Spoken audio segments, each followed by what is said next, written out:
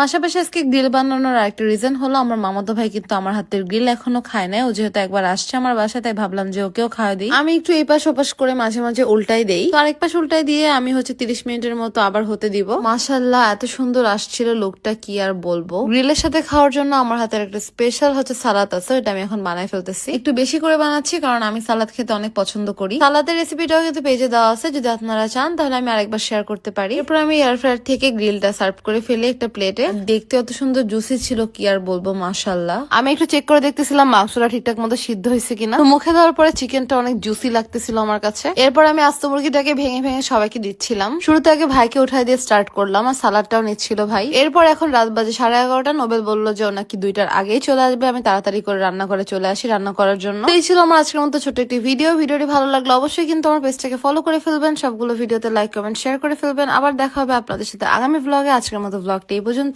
আল্লাহ হাফেজ সবাইকে।